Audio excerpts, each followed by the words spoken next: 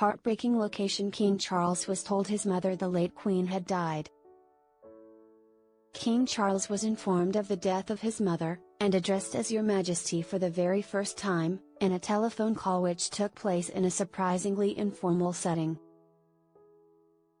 Her Majesty the Queen passed away at 3:10 p.m. on September 8, 2022.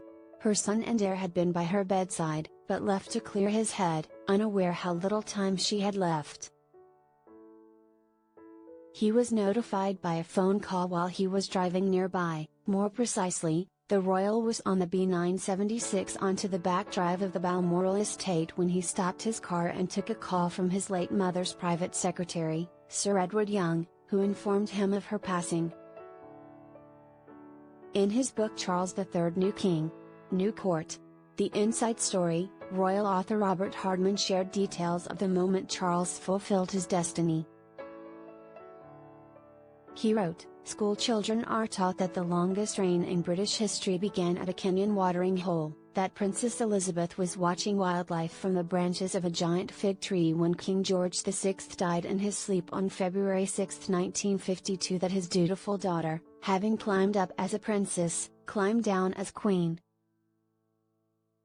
History will record that, 7 decades later, on the afternoon of September 8, 2022, her son and heir was on an unmarked Scottish country road, at the wheel of his car, when he was first addressed as Your Majesty.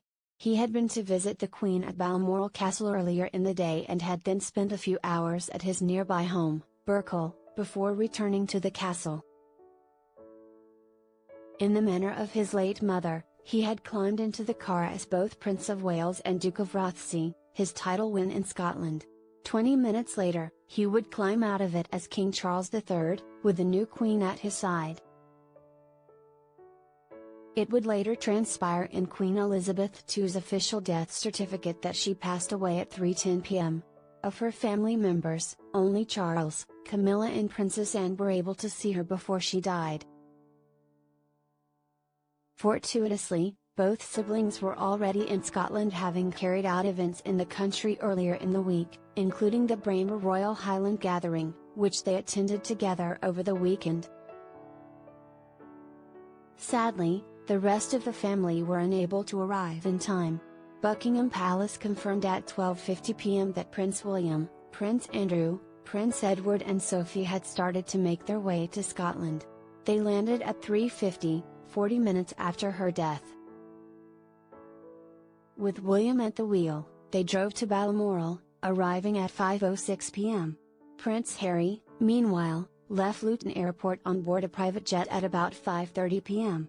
He was still in the air when the announcement of the Queen's death was made at 6:30 p.m.